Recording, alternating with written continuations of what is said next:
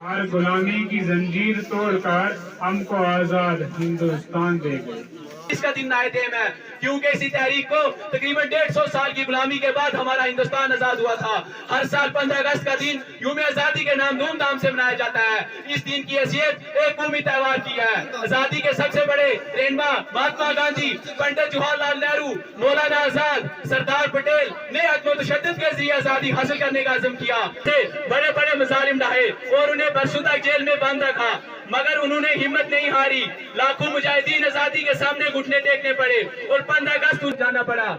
हम हिंदुस्तानियों को आजादी इतनी आसानी से हासिल नहीं हुई। आजादी की पहली जंग 1857 में गदर की सूरत में हुई, जिन्हों को अंग्रेजों से फांसी के तख्ते पर चढ़ा दिया गया। सकते हैं कि हम आजाद हैं। हमें इस आजादी को कायम रखने के लिए आपस में मिलजुल कर रहना चाहिए और पढ़ लिख कर वो काम करना चाहिए जिससे हमारे मुल्क का नाम रोशन हो।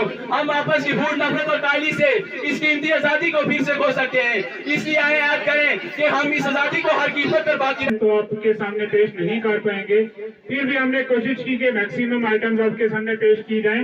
इसके बाद मैं गुजारिश करूंगा नाइमा अकरम से कि वो लता हया की जो गजल है वो पेश करें।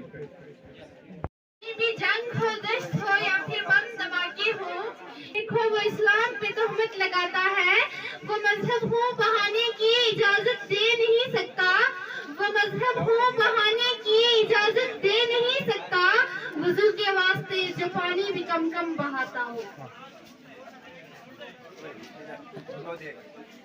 मैं हिंदी की वो बेटी हूँ जिसे उर्दू ने पाला है, आने वाला है। मुझे है प्यार दोनों से, मगर ये भी हकीकत है। लता जब लड़खड़ाती है आने ही संभाला है। मैं जब हिंदी से मिलती हूँ तो उर्दू साथ आती है, जिगर बुलाती है। मुझे दोनों ही प्यारी है, मैं दोनों की दुलारी हूँ। इधर हिंदी सिखाई है, उधर उर्दू सिखाया है। यही की